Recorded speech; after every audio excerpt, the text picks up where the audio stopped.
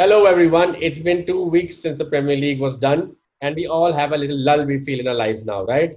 Before the Champions League picks up and gets some excitement back into our daily routine, we thought we'll take you through what's happened this week in European football. This is what we'll be talking about in this episode. Ferran Torres and Nathan Ake, two swift signings by Manchester City. Are they finally spending wisely, or shades of the same old City with disregard to FFP? Sanchez is finally off to Inter Milan, which frees up money for other players. But is it high time United adopt a different transfer strategy to avoid long drawn out negotiations and being bled out by other clubs? And finally, on to Arsenal, who this week announced they would let go of 55 staff. Is it genuine financial difficulties, or is there something murkier under the surface? Starting off with Manchester City. Now, they did have a ban which they successfully got overturned. And like we expected, they're not stopping, right, Kern? Ferran Torres, Nathan Ake in the same week.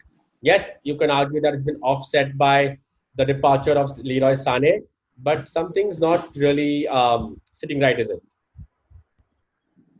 No, I mean, I just want to say fantastic work by City, right? When you see clubs around struggling with closing deals and going on and on and on about their business, they just go in there, get it done. Obviously, there are signings which they haven't been able to finalize, like Harry last year. But well done, man. They had a problem at centre back. They signed Ake. Uh, they've replaced Leroy Sané instantly with Torres.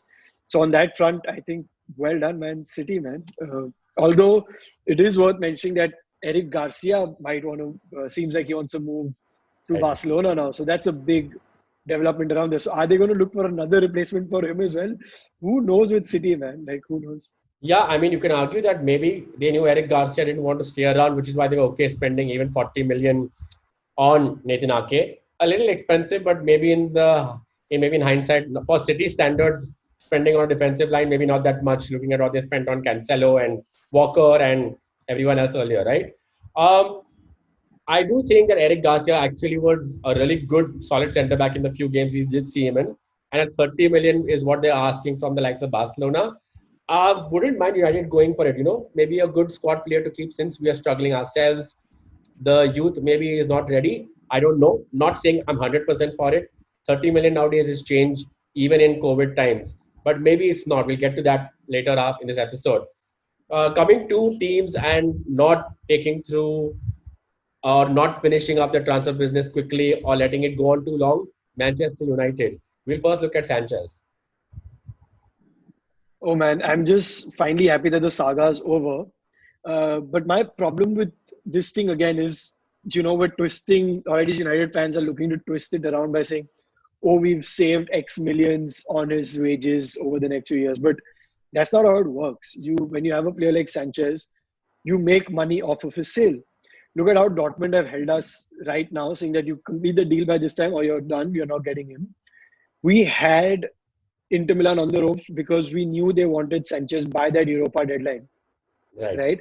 We still made nothing from it. So the point is not that, oh, we've saved on salaries. We would have done that anyway. We could have offset some of the money that we spent on him already. Offset some of the money that we paid him last year while he played for Inter. Yeah. Just coming to that, I think United have not done well when they're selling. But at least buying, it seems like we're doing slightly better. I don't know. Yeah, we are getting our players. So if you go to the last transfer window, the immediate one, we wanted Harry Maguire. By we, I mean Ole wanted Harry Maguire. He wanted Dan James. Dan James was wrapped up relatively quickly compared to the other signings. Maguire did drag on a little bit, but it's fine compared to our usual Pogba, Lukaku, everybody else. We were fine. Bruno Fernandes should have been wrapped up in the summer, wrapped up on probably the last week of January. Again, dragged on too long. I don't know if it's the other clubs trying to milk everything they can from Manchester United because we can't pay. So the club is doing its best to maybe bully their way through and get the player, maybe give them some slack, right? But again, you mentioned Jadon Sancho. I want to tell everybody that sometimes $100 million deal, £100 million deal does take time to iron out, your clauses and pay-ons and etc. Dortmund will be hanging on, I'm sure, to get whatever they can because why not? Dortmund have been used to this for 5-6 seasons now. Best players going there and cashing in. It was something even Romano said, right, in his tweet. A big deal takes time. It's nothing to do with just lulling fans or sometimes even fooling fans with like a long tweet to keep it going. It takes time. Right, Kern? What do you think? Or do you think that we need to be quicker? It's just high time, just we're just better with this. We definitely need to be quicker, but I think where when I said we're doing dealings better is not with our time factor. We're obviously taking too long with completing deals. As you said with Bruno, right? Why did it go on to the last week of Jan? But at least we're putting our foot down some in some terms with transfer fees. We're not letting clubs milk us, which the club, honestly, we put ourselves in that position. We were paying anything, and then clubs were asking for anything. So we're having to do a lot of work to get out from there right now, but also in terms of wages. I hope we're realizing now that with the Sanchez situation, what happened, we can't afford to go down that road and uh, pay players whatever they want, and then the others will demand what they want, and then it just goes crazy spending. So I hope this restructure that is happening will help us bring down what clubs demand from us, bring down player wages to a more reasonable level, but we still need to speed up deals.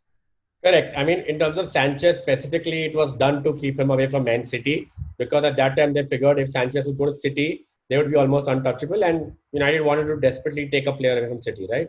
In hindsight, didn't really work out for anybody. Mkhitaryan not for Arsenal, Sanchez not for us, but bygones be bygones.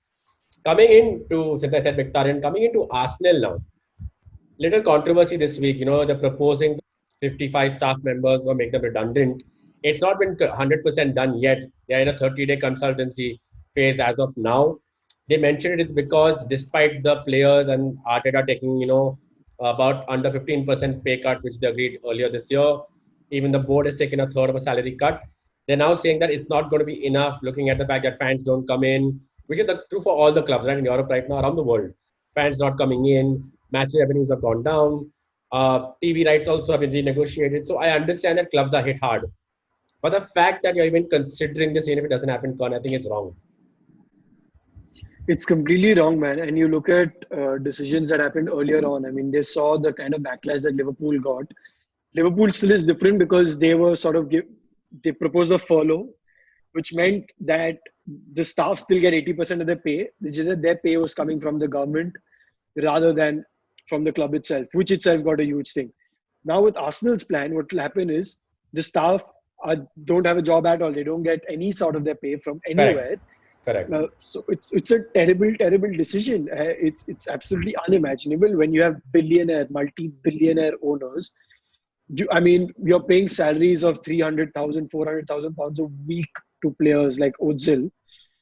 You can easily find the money to pay 55 staff. I mean, come on, when you're at a club at that level, you are the most expensive Premier League club to follow. I honestly don't believe it. I don't think anyone can justify this. You sort of take that pinch somewhere. You can't justify letting these staff go. And it's also coming, I think, to a longer picture where someone, I thought, mentioned that amongst these 55 proposed redundancies are people like the scouting staff and all, where they're just thinking now that, hey, you know what, we'll just use agents to get our players in rather than the scouts. So it's obviously a deeper thing where the agents who have anyway been scrutinized to have a closer link up in the board and they're getting these deals that are very inside deals and all of that getting done.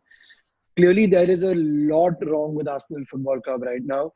Uh, right from transfers and how they're being dealt with to these very basic human considerations. So, Con, you hit the nail on the head over there again. Arsenal do have the most expensive season tickets in the league. We know this already. And their fans anyway deserve better. This is clearly something behind the scenes. And I hope nothing to do with CD deals with agents, right? So that was a roundup of what we thought were the big three occurrences in this week in football. Food for thought before we go. Man City, guys, do you think that they deserve the flag they're getting? Or maybe they are now being smarter and balancing off their checkbooks while selling players and buying them? And Manchester United, do they need someone separate to pioneer transfer negotiations so the club doesn't get dragged in like the press the way they have been the last couple of years? Let us know what you think in the comments, on Twitter, on Instagram. We really want to have a dialogue with you if you don't agree, especially, or even if you do, right? So our Twitter handles, everything's here. Let us know how this one went, right? See you guys.